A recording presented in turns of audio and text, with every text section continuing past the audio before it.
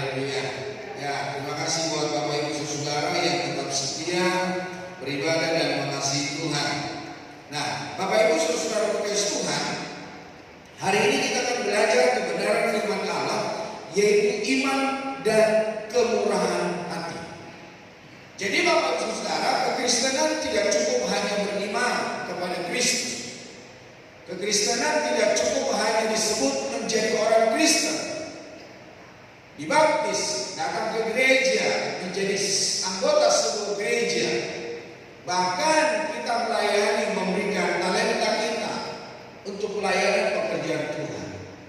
Namun Bapak Ibu Saudara, di dalam iman yang kita miliki, panggilan Tuhan di dalam hidup kita, yaitu supaya kita di dalamnya memiliki kemurahan hati.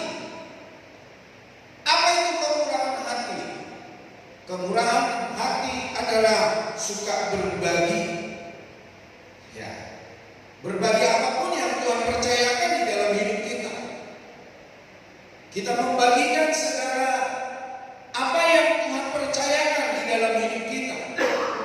Nah, di dalam kamus besar bahasa Indonesia, murah hati bahasa aslinya adalah ele, yang berarti mercy, belas kasihan, yang merupakan tindakan yang konkret. Murah hati berarti suka memberi, tidak pelit, dan suka menolong. Berbelas kasihan bukan hanya sekedar menolong atau mengasihi sesama, tetapi memberikan pengampunan kepada seseorang yang bersalah. Itu digunakan untuk menunjukkan sifat seseorang yang suka berbagi. Ini sifat seorang Kristen yang sejati. Jadi Bapak Ibu Saudara, kalau kita beriman kepada Kristus, tidak hanya cukup beriman untuk kita memperoleh jaminan keselamatan, tetapi ada hal-hal yang harus kita kerjakan di dalam hidup kita. Nah, kita kembali dalam Injil Lukas pasal yang ke-6 ayat yang ke-27 sampai 36.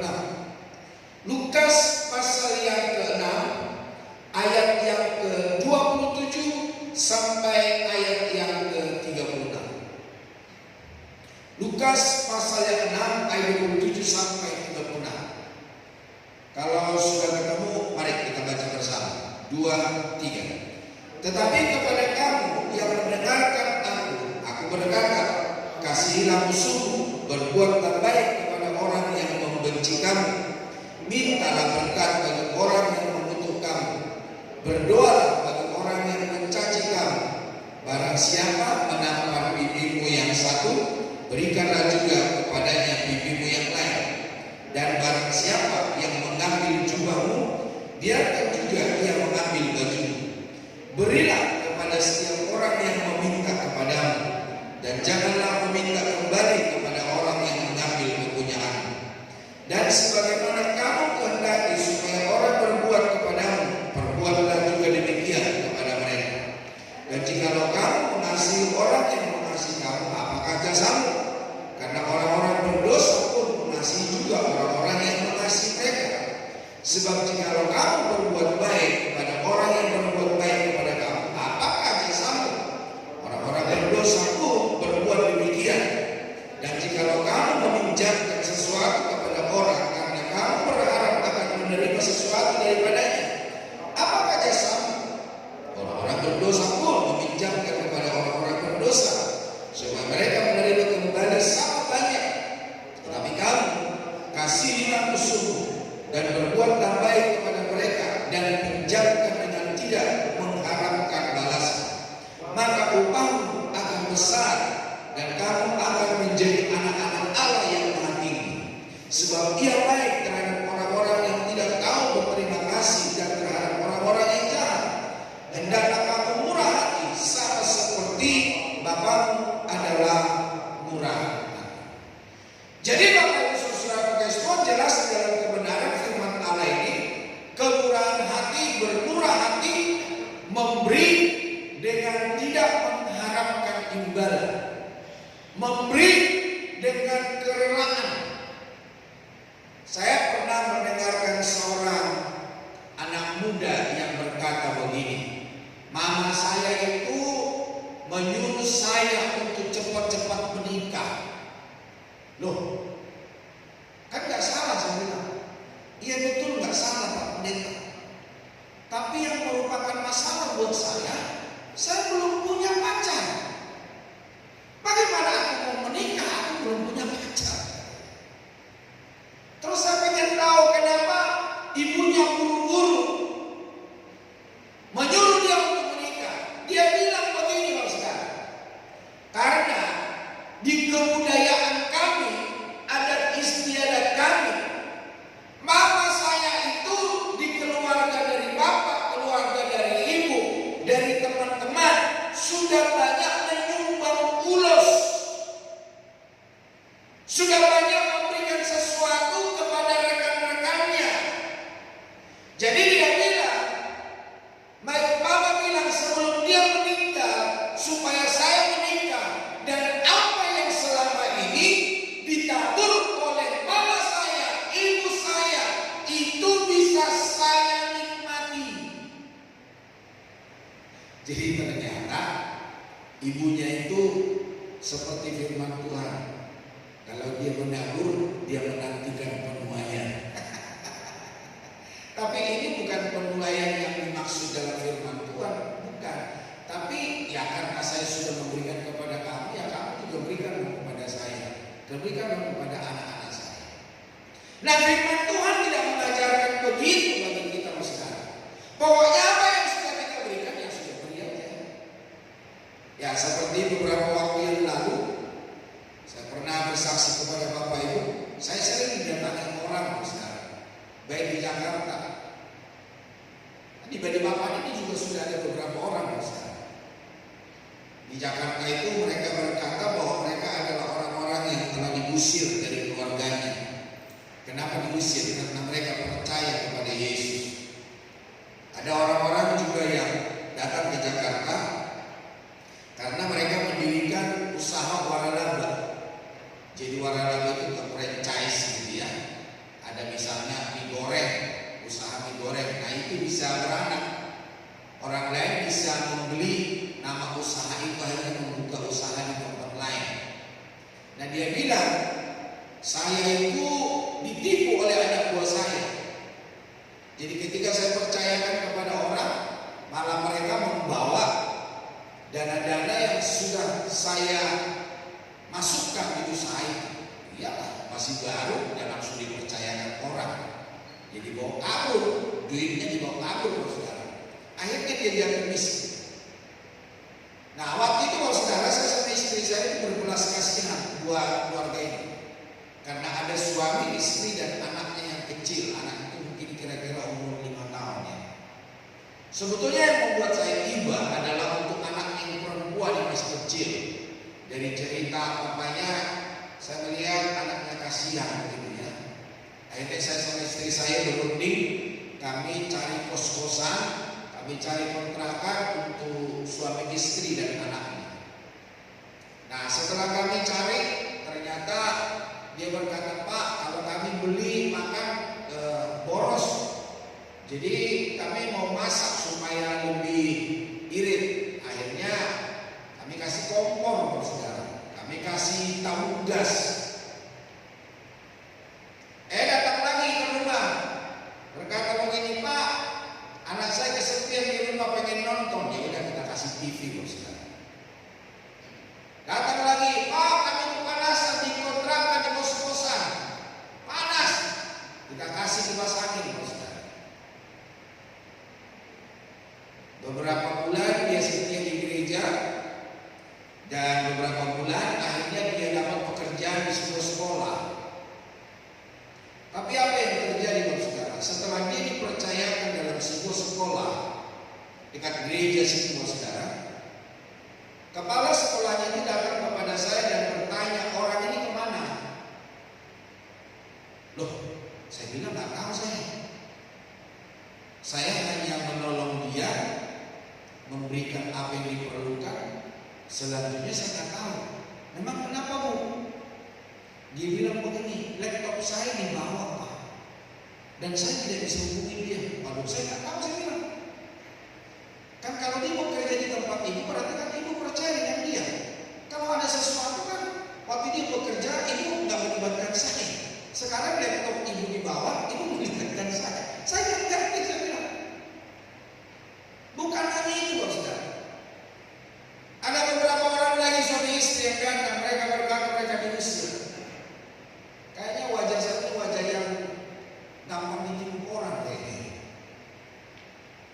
Bisa tanya puji di gereja ini ada beberapa orang yang datang.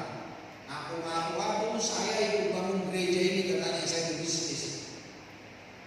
Ya udahlah. Memang saya lihat gayanya gaya bos gitu ya. Tapi dalam hati saya, tapi itu dia minta duit. Nah, udah saya kasih uang buat dia untuk pergi.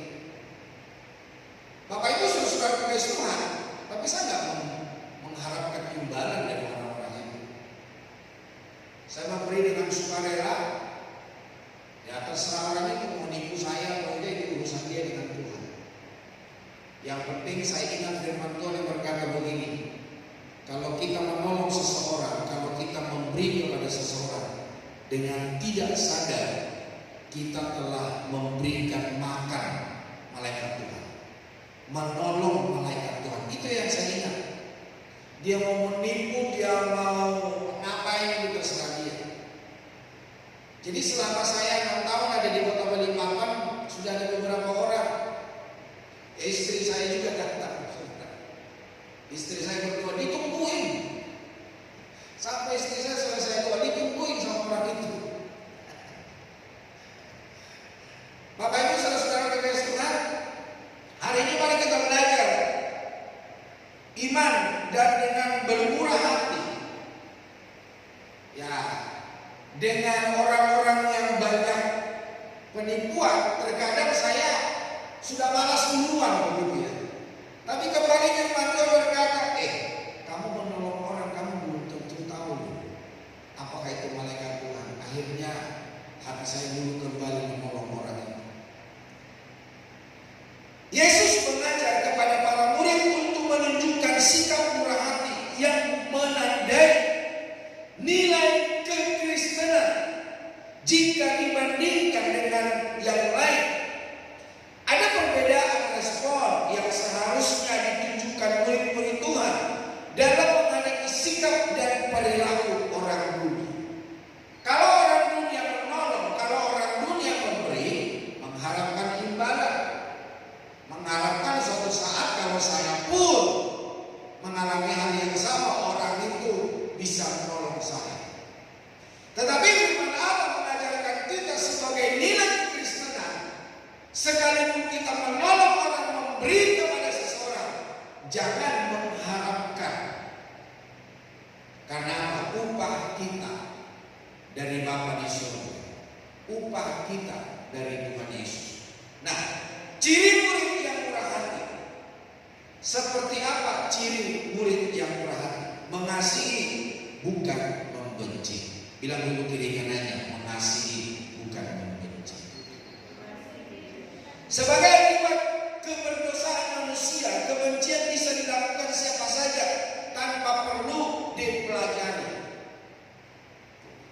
Berbohong bisa dilakukan oleh siapa saja tanpa diajari. Mencuri bisa dilakukan oleh setiap orang tanpa diajari. Beberapa waktu yang lalu saya memberikan pengajaran firman Tuhan kepada seseorang. Dan di dalam firman Tuhan itu diajarkan untuk sebagai orang percaya itu bertobat, meninggalkan kehidupan yang lama. Dari apa kira-kira kita bertobat? Karena dia orang-orang muda. Ya, saya bilang begini, bertobat dari suka berbohong. Kamu suka bohong kan? Dia sambil senyum-senyum, garuk-garuk kepala. Iya sih Pak. Dan saya tanya begini, kamu kok bisa berbohong? Memang kamu diajari papa mama? Enggak sih Pak. Tapi kamu kok bisa berbohong? Kamu pernah mencuri? Sering Pak. Apa yang kamu curi? Uangnya mama di dompet. Kamu kok pintar mencuri? Memang diajari mama, diajari papa? Enggak Pak.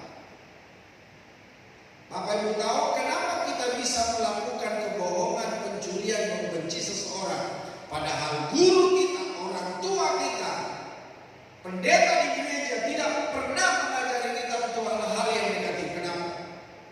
Karena itu bibit dosa dari Adam dan Hawa.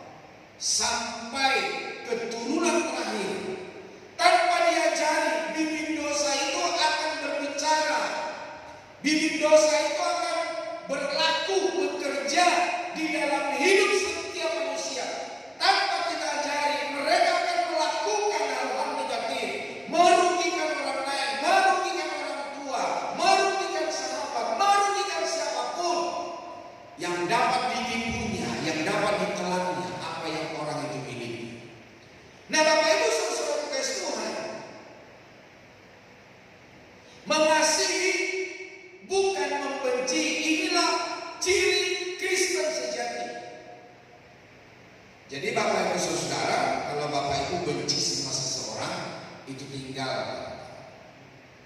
Nanti kita akan belajar, saudara.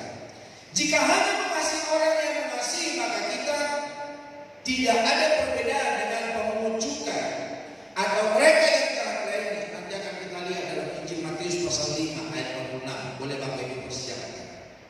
Murid Kristus sejati menunjukkan kualitasnya dengan mengasihi musuh dan berbuat baik kepada mereka yang bahkan menebar kebencian. Teman-temanku yang tahu persoalan saya seringkali berkata begini, udah gak usah membela diri, udah doakan saja. Hamba-hamba Tuhan yang tahu persoalanku, mereka bertanya, bagaimana Pak masalah ini itu dan lain sebagainya, udah doakan saya. Apapun mereka bilang di luar sana, saya tidak akan bela diri, udah biarkan saja, kebenaran itu pasti muncul. Saya tidak pernah berkata-kata negatif tentang orang lain kepada orang lain. Biarkan saja. Karena firman Allah berkata pembalasan itu adalah ketika saya tidak mengasihi orang-orang yang ada di sekitar saya, baik mereka yang baik sama saya, baik mereka yang tidak baik sama saya, kalau saya tidak mengasihi, maka Bapak Ibu Saudara, di dalam firman Allah berkata mengasihi musuh adalah pekerjaan yang sulit karena mengasihi orang baik saja susah melakukannya. Namun prinsip kekristenan berbeda dari prinsip dunia. Firman Tuhan memerintahkan kita untuk mengasihi musuh kita. Tuhan berkata, apabila kamu mengasihi orang yang mengasihi kamu, apakah upahmu? Bukankah pemungut cukai juga berbuat demikian? Dan apabila kamu hanya memberi salam kepada saudara-saudaramu saja, apakah lebihnya daripada perbuatan demikian? Kalau kita hanya mengasihi orang yang baik sama kita, apa beda kita dengan orang dunia? Ketika kita memberikan salam kepada orang yang kita senangi, orang yang berbuat baik kepada kita, apakah bedanya kita dengan orang dunia? Yesus mengajarkan kita, firman Allah mengajarkan kita, supaya kita mengasihi semua orang, baik yang baik buat kita, baik juga orang yang tidak baik dengan kita. Itu memang sesuatu yang tidak gampang, saudara, tapi itulah ajaran firman Allah. Seberapa kita yang ada saat sore hari ini, mari kita belajar, saudara. Mengasihi bukan karena orang-orang itu baik sama kita, tapi mengasihi sekalipun mereka baik atau tidak baik, kita tetap harus mengasihi dan mengampuni. Bapak Ibu Saudara, saya pernah tinggal di daerah Roksimas. Kalau Bapak Ibu tahu Roksimas di kota Jakarta, dan saya tinggal di seberangnya itu, namanya Setiakawan. Ada 3 anak muda datang ke saya dan berkata begini, Om, mohon izin Om. Ada apa? Aku bilang, mohon izin sama Om, kami mau bakar itu keluarga itu. Hah? Kamu mau melakukan kejahatan, mau bakar keluarga itu, kok izin sama saya? Memang saya kuasa apa dengan mereka? Jangan sama saya izinnya. Terus saya tanya begini, kenapa memang kamu mau bunuh itu mereka? Mereka berkata begini, Kristennya Om sama Kristennya orang itu berbeda. Maksudmu apa? Saya bilang, kalau orang-orang itu mau keluar, satu keluarga, pokoknya dari rumah masuk di mobil, gak pernah buka kaca, gak pernah keluarkan tangan, atau gak pernah buka kaca, permisi, selamat pagi, numpang lewat. Pokoknya naik mobil keluar aja, pulang aja, gak pernah menyapa kita, masyarakat di sini. Jadi kekristennya Om sama orang itu beda. Kalau lewat, naik motor angkat tangan, menundukkan kepala, bawa mobil, buka kaca mobilnya, numpang lewat, panggil Pak, Ibu. Tapi orang ini tidak, padahal orang ini sudah lama di daerah ini. Tapi kami melihat perbedaannya Kristennya Om sama Kristennya orang itu jauh berbeda. Bapak Ibu Saudara, Coba tandai dulu wajah kiri kanannya. Kira-kira ada enggak anak-anak muda atau orang-orang lain punya rencana seperti itu di dalam hidupmu? Jangan-jangan hal yang sama bisa terjadi karena memang Bapak Ibu tidak tahu. Karena Bapak Ibu hanya memberikan salam ketika ada di gereja. Shalom! Wih, mantap. Tapi ketika bertetangga, bermasyarakat, kita diam-diam wae. Kita kayak orang bisu. Gak pernah bilang nomor lewat, permisi, selamat pagi. Memang rumah kita di situ, Bapak Ibu Saudara. Ya sekalipun kita masyarakat di situ, ya tentu Bapak Saudara kita bersosialisasi. Bapak Ibu Saudara, saya menanamkan bahan-bahan masakan di pinggir jalan di situ. Yang suka uring-uringan itu Bu Puji, Saudara. Bu Puji bilang, Pak Gen, itu serainya habis. Masih baru bumbu kecil Pak, udah diambilin. Udah biarin aja. Terus yang buat Bu Puji itu jengkel. Ada orang-orang itu punya bisnis usaha makanan, tapi nggak mau beli, maunya gratis. Diambilin itu serai, diambilin daun pisang. Saya jengkel Pak. Ya udahlah, namanya kita bermasyarakat. Oh, dibiarkan saja. Saya nanam singkong di situ, Saudara. Jangan harap singkong itu tinggi 1 meter. Keluar daunnya sudah dipetikin, dibuat sayur kayak bunga sendiri. Nah ini saya bilang sama Bu Puji. Terus ada tukang ojek di situ. Ya ini saya matiin aja deh Mas. Tidak mungkin saya bisa mendapat buah. Sekalipun aku dapat buah, buahnya pasti pahit. Karena apa? Daunnya selalu diambil. Tadi saya matiin loh, Saudara. Pernah saya buat pagar di sini, sampai sekarang masih ada pagar. Keluar dikit, 5 cm dipetik.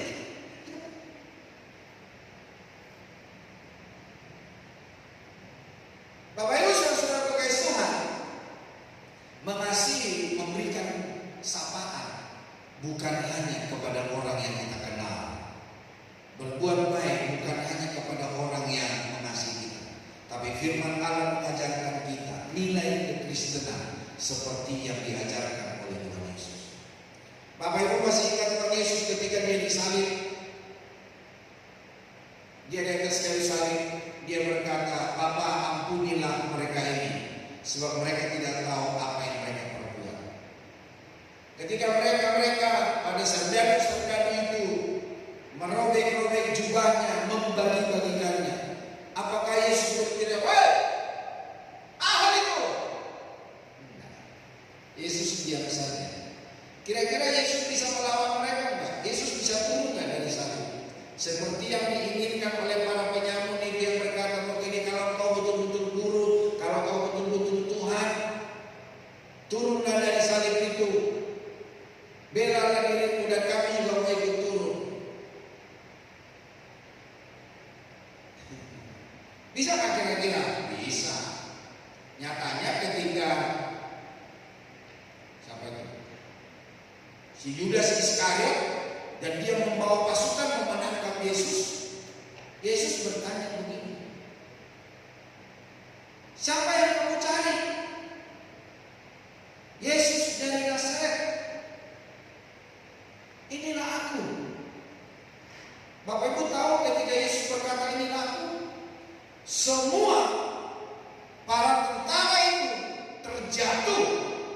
Padahal Yesus hanya memperkenalkan dirinya, inilah akulah dia yang kau sebut dan kau cari. Coba ketika dia di atas kayu salib, ketika Yesus mau disiksa, dia bisa nggak bela diri? Bisa Pak.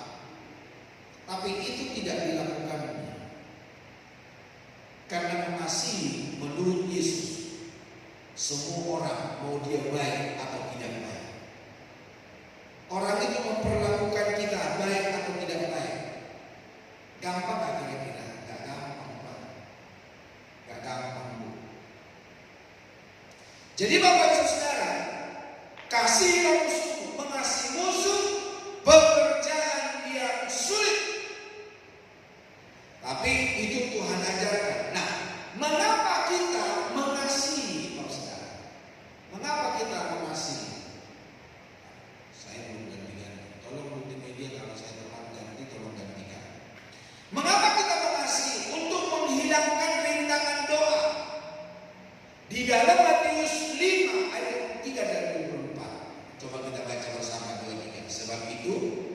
jika engkau mempersembahkan persembahan di atas mezbah dan engkau teringat akan sesuatu yang ada dalam hati saudaramu terhadap engkau, tinggalkanlah persembahanmu di depan mezbah dan pergilah berdamai dahulu dengan saudaramu, lalu kembali untuk mempersembahkan persembahanmu itu.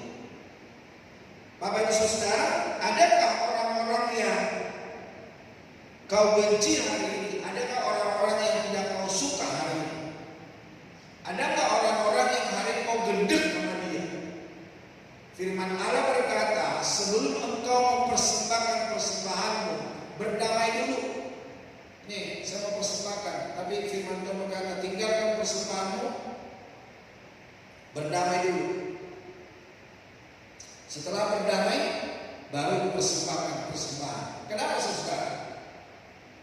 Ketika kita tidak mengampuni orang, tidak mengasihi orang, dan kita mempersembahkan persembahan kita tidak berbau harum di hadapan Tuhan. Doa Bapa kami, ada yang ingat dibilang apa? Babi gue di sorga di kudus kita namelo. Itu orang Betawi. Datanglah kerajaan, jadilah kehendakmu di bumi seperti di sorga. Berilah kami hari ini makanan kami yang sesungguhnya, dan ampunilah akan kesalahan kami seperti kami juga mengampuni orang yang bersalah kepada kami. Jadi ketika kita mau menerima pengampunan dari Tuhan, ternyata itu tergantung saudara dan saya. Ketika Tuhan mau mengampuni kita, itu keputusannya. Tuhan mau mengampuni kita, itu ada di dalam hidup kita.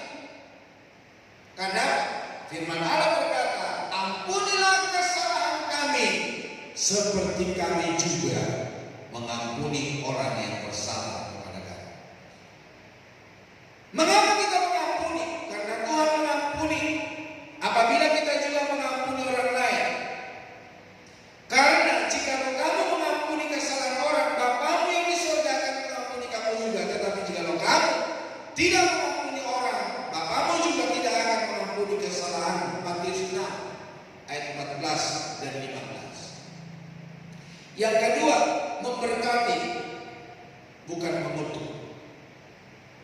Murid Kristus juga diajar untuk memberi respons yang benar ketika ada orang lain yang bertindak jahat. Respon kita apa, saudara? Jadi mana? Tolong dikembalikan. Ya.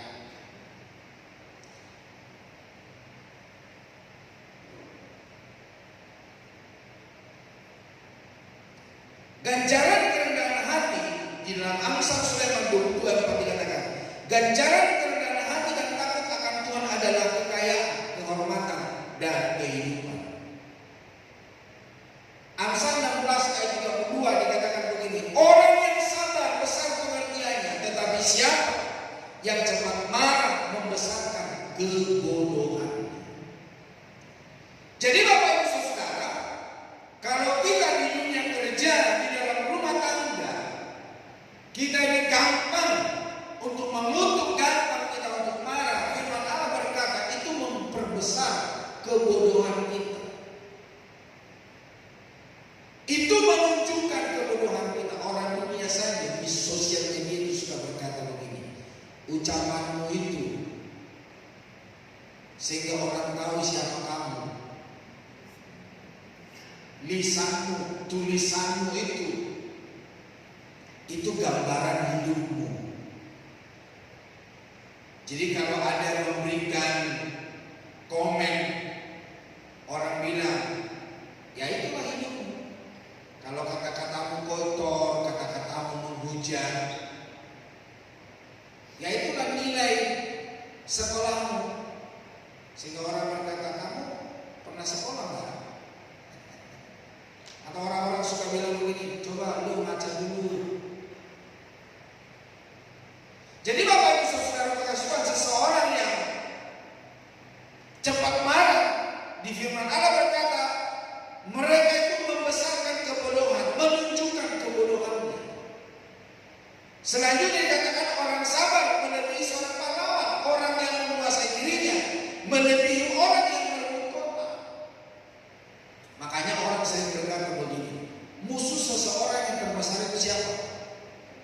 dirinya sendiri. Ketika kita bisa mengalahkan diri kita sendiri, maka rumah tangga kita akan aman, persahabatan kita akan aman, gereja akan aman, dunia akan aman. Tidak ada permusuhan antara negara, tidak ada permusuhan antara suku. Tadi saya mendengar di sosial media istri saya, ada orang-orang yang tertentu memboikot seorang artis. Atau muncul nggak di sosial media sekarang? Mereka memboikot. Mereka berkata, kami orang miskin tersinggung. Waktu mereka bikin di sosial media gitu, kami orang miskin tersinggung. Ini orang kok gampang benar ya tersinggung. Karena si artis ini mengolok mengejek seseorang yang berbuat tidak baik terhadap anaknya gitu ya. Jadi itu diolok-olok sama dia di sosial media. Nah, orang-orang tertentu itu ada yang tersinggung. Akhirnya mereka berkata, kami boikot dia. Mereka marah-marah, kami akan tantang dia, kami orang miskin tersinggung katanya. Saya ketawa. Ini kan bukan buat orang-orang itu hanya untuk seseorang ditujukan. Tetapi kok orang lain yang bisa tersinggung gitu. Itu sama saja ceritanya begini. Suatu saat seorang anak muda, dia lagi menonton permainan basket. Nah, ketika bola basket ini masuk ke gawangnya lawan, biasanya para pemain itu apa yang mereka lakukan? Mereka rangkulan ya, mereka senang. Masuk lagi, mereka rangkulan, mereka senang. Bapak itu tahu nggak apa yang dilakukan oleh anak muda itu? Ditendang itu TV-nya, dilempar itu TV-nya, dan dia berkata begini, kamu ngomongin saya ya? Jadi dia berpikir orang-orang pemain-pemain basket itu lagi ngomongin dia, padahal dia hanya menonton jauh. Yang ditonton pun permainan basket orang luar negeri. Bapak Ibu, saya suka tersinggung lah. Kalau kami di bagian pria, kami sudah bercanda. Kalau ada lagi ngobrol atau ketawa, kita suka lagi canda juga, lagi ketawain saya. Tapi di sana udah benar ditendang itu TV-nya, dilempar TV-nya, dia berkata, kamu lagi ngomongin saya. Saudara-saudara kekasih Tuhan, Amsal 15 ayat 18 berkata, si pemarah membangkitkan pertengkaran, tetapi orang yang sabar memadamkan perbantahan. Jadi Bapak Ibu Saudara kekasih Tuhan, sebagai orang percaya, di dalam Roma 12 ayat 14 berkata begini, Roma 12 ayat 14. Berkatilah siapa yang menganiaya kamu, berkatilah dan jangan mengutuk. Jadi firman Allah berkata untuk kita memberkati, jangan mengutuk. Karena itulah nilai kekristenan. Kalau orang dunia, lu jual, aku beli, begitu Ustaz. Kalau kita melakukan kesalahan, timbal balik yang kita terima tidak sesuai dengan kesalahan yang kita lakukan. Kalau bisa kita binasakan, dimatikan hari itu juga Ustaz. Tindakan memberkati bagi mereka yang telah memberikan kutukan. Kutuk dosa telah dipatahkan Kristus kayu salib, dan berkat keselamatan itulah yang kita berikan. Nah, tindakan berikutnya adalah mendoakan mereka yang berbuat jahat terhadap kita, mendoakan pertobatan dan pintu hati yang terbuka kepada pengenalan akan Kristus. Nah, dengan mengasihi sesama, sama artinya dengan kita mengasihi Tuhan. Saya ulangi, dengan mengasihi sesama berarti kita mengasihi Tuhan. Masih ingat Bapak Ibu Saudara yang pernah saya sampaikan di Matius 25 mulai ayat 31 ke 33? Nanti kedatangan Yesus kedua kali, dikatakan dalam firman Allah, dia akan mengumpulkan semua orang. Dia akan memisahkan kambing dan domba. Atau di antara kita siapa kambing, siapa domba? Coba tatap dulu wajah diri kanannya. Apakah dia domba atau dia kambing? Dan berkata begini, dia akan menempatkan domba-domba itu di sebelah kanannya, dan dia menempatkan kambing di sebelah kirinya. Dan dia berkata kepada domba-dombanya, berkata begini, ketika aku lapar, kamu memberikan aku makan. Ketika aku tidak punya perteduhan tempat tinggal, engkau memberikan tumpangan kepadaku. Ketika aku masuk rumah sakit, kamu josok. Gak ada rumah sakit, kamu josok. Ketika aku sakit, kamu datang menjenguk aku. Ketika aku masuk penjara, kamu datang. Ketika aku telanjang, aku lapar, kamu memberikan aku makan, kamu memberikan aku baju.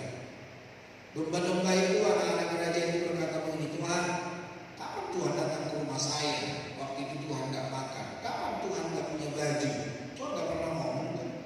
Tapi Yesus berkata begini, apa saja yang kamu lakukan kepada salah satu saudara yang paling hina, kamu telah melakukannya untuk aku. Jadi Bapak Ibu Saudara kasih Tuhan, mengasihi Tuhan bukan hanya kita datang ke gereja, melayani Tuhan, memberikan persembahan, memberikan hidup kita persembahkan untuk Tuhan. Tapi mengasihi Tuhan itu dapat kita buktikan mengasihi orang lain. Karena firman Allah berkata, ketika kita berbuat baik, mengasihi seseorang, saudaranya Tuhan yang paling hina, Tuhan bilang begini, kamu telah melakukannya untuk aku. Dan saya ulangi juga, di dalam firman Allah berkata, ketika kita menolong seseorang, ketika kita mengasihi seseorang, ketika kita memberikan makan kepada seseorang, ada firman Tuhan yang lain berkata, dengan tidak sadar ternyata kita memberikan makan malaikat Tuhan. Dan terima kasih juga buat Bapak Ibu Saudara yang setiap minggu setelah ibadah ada teman-teman yang panen kacang, panen jagung, panen singkong, panen kopi, panen gula. Apa saja yang dipanen dibawa dalam ibadah kita setiap minggu pagi. Ternyata malam juga banyak juga yang panen rumahnya. Makanya setiap kali kita selesai ibadah, kita pasti makan dan pulang ke rumah tidak perlu cari makan lagi, karena banyak jemaat Tuhan yang panen kasih kita makan. Dan firman Allah berkata, ketika kita melakukannya dengan tidak sadar, ternyata kita menjamu malaikat Tuhan. Kita mengasihi karena Allah lebih dahulu mengasihi kita. Jika seorang berkata, aku mengasihi Allah, dan dia membenci saudaranya, maka ia adalah pendusta. Karena barang siapa tidak mengasihi saudaranya yang dilihatnya, tidak mungkin mengasihi Allah yang tidak dilihatnya. Dan perintah ini kita terima dari dia, barang siapa mengasihi Allah, dia harus juga mengasihi saudaranya. Dalam 1 Yohanes 4, 19 dan 21. Coba lihat 1 Yohanes 3 ayat 15 paling bawah, coba baca bersama ini. Setiap orang yang membenci saudaranya adalah seorang pembunuh manusia. Dan kamu tahu bahwa tidak ada seorang pembunuh yang tetap memiliki hidup yang kekal di dalam dirinya. Bapak Ibu, jangan kita berpikir ketika kita dituduh menjadi seorang pembunuh, ketika kita menghilangkan nyawa seseorang. Tapi firman Allah berkata, ketika kita membenci seseorang, saudara kita, teman kita, sahabat kita, firman Allah berkata, kita seorang pembunuh manusia. Nah, coba lihat dulu kiri kanannya, ada pembunuh nggak di sini? Ada. Pakai baju apa dia? Hari ini saudara, kita jangan menjadi seorang pembunuh. Jangan ada benci di antara kita. Amin. Yang ketiga, merelakan bukan menuntut balas. Ada kalanya di dalam kehidupan kita meminjamkan sesuatu, bisa barang, uang, dan lain-lain kepada orang lain dan mengharapkannya kembali. Nah, firman Allah mengatakan kepada kita supaya kita merelakan bukan menuntut balas. Jadi segala perbuatan baik yang kita lakukan,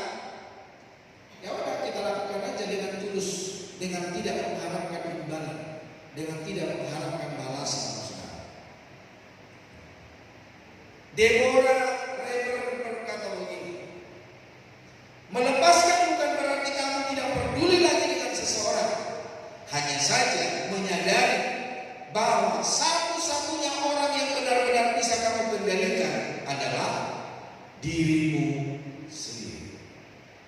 Jadi Bapak Ibu Saudara, ketika kita dapat mengendalikan diri kita sendiri, maka kita bisa melepaskan apa saja yang telah kita berikan, yang telah kita perbuat untuk orang lain, dengan tidak ada kata-kata yang berkata begini, ya dia kok nggak tahu diri, coba dulu bukan karena saya, dia mah tidak bisa seperti apa ini, dia lupa kacang akan kulitnya. Banyak yang begitu Saudara. Tapi kita firman Allah merelakan, bukan menuntut balas, bukan menuntut imbalan. Roma 12 ayat yang 19. Roma 12 ayat 19 dikatakan apa? Saudara-saudaraku yang kekasih, janganlah kamu sendiri menuntut pembalasan, tetapi berilah tempat kepada murka Allah. Sebab ada tertulis, pembalasan itu adalah hakku, akulah yang akan menuntut pembalasan, firman Tuhan. Bahkan ketika kita belajar firman Tuhan yang lain, maka firman Allah berkata, taruhlah tempat murka Allah kepada diri seseorang. Dengan apa murka Allah terhadap orang itu? Dengan kita tidak berbuat pembalasan dengan kesalahan keburukan orang lain, dan kita balaskan juga keburukan terhadap orang lain. Namun ketika kita menaburkan hal yang baik dari perbuatan mereka yang jahat, maka firman Allah berkata, kamu menaruh bara api di atas kepala orang itu. Nah, kalau bara api di atas kepala seseorang, apa yang terjadi, Saudara? Orang itu akan kebakaran, bukan hanya kebakaran, bahkan kematian pun terjadi, Saudara. Injil Lukas pasal yang ke-6 ayat 28. Injil Lukas pasal 6 ayat 28 berkata, mintalah berkat bagi orang yang membutuhkan, berdoalah bagi orang yang mencacikan. Bapak Ibu Saudara yang dikasihi Tuhan, ada saja kita belajar dari prinsip ini bahwa kita tidak bisa berharap lebih kepada mereka yang tidak tahu kebenaran. Yang Yesus ajarkan adalah rela, tidak mengharapkan kembali, tidak mengharapkan imbalan, karena itulah nilai murah hati yang ditekankan di sini. Tuhan menjanjikan upah untuk sikap yang demikian. Dan yang terakhir, Saudara, yang terakhir, pemusik boleh maju ke depan. Jangan bersukacita atas kemalangan orang lain. Jangan bersukacita atas kemalangan musuhmu yang membencimu. Jangan bilang begini, oh syukur alhamdulillah, aku tidak balas, Tuhan yang membalaskan. Tidak, kekristenan tidak seperti itu. Kekristenan tidak seperti itu, kawan. Amsal Sulaiman 24:17-18 dikatakan, janganlah bersukacita kalau musuhmu jatuh, janganlah hatimu beria-ria kalau ia terperosok, supaya Tuhan tidak melihatnya dan menganggapnya jahat, lalu memalingkan murkanya daripada orang itu. Lihat saja. Ini misalnya ini speaker ini, sound ini musuh kita. Terus sound ini jatuh ke jurang, atau dia tabrak, atau dia sakit, dia merawat di rumah sakit karena kesakitan. Jangan bilang begini, puji syukur alhamdulillah, aku tidak balas, Tuhan yang balasnya. Ketika Bapak Ibu Saudara melakukan hal itu, akhirnya Tuhan berpaling dari dia. Tuhan gak jadi kasih murka untuk dia. Mengerti sampai sini? Jadi ketika kita mengatakan aku tidak balas, Tuhan yang balas, murkanya Tuhan berpaling. Jadi makanya begini, kalau ada musuhmu, kau sudah berdoa sama Tuhan supaya Tuhan yang berdaulat atas dia. Kalau sampai hari ini tidak dibalas-balas Tuhan, jangan-jangan yang lalu-lalu kau bilang begini, Tuhan, aku tidak balas, namun Tuhan yang membalas. Nah, Kekristenan tidak seperti itu. Karena Amsal Sulaiman ini berkata, betapapun menyebalkannya musuh kita, kita harus menerima apa yang terjadi tanpa menyalahkan mereka. Kalau tidak, kita akan merasakan marah, frustrasi, dan ingin membalas dendam. Karena apa? Tuhan tidak membalas-balasnya. Karena apa? Ketika mereka terperosok, ketika mereka mengalami hal-hal yang sakit di dalam hidupnya, akhirnya kita bersuka cita, Tuhan berpaling dari mereka. Tuhan gak jadi memurkai orang-orang itu sekarang. Karena kita sudah murka terhadap mereka. Sampai sini bisa ya mengerti sekarang. Jadi hari ini tetap lakukan hal-hal yang baik di hadapan Tuhan. Karena masa sekarang ingat, pembalasan itu hakku, kata Tuhan. Marilah kita memberikan apa saja saudara untuk pengampunan, belas kasihan kepada banyak orang. Gampang? Tidak gampang. Tetapi Tuhan telah mengajari kita hari ini sebagai nilai kekristenan supaya kita berbeda dengan orang dunia. Tuhan memberkati. Mari kita datang kepada Tuhan. Amin.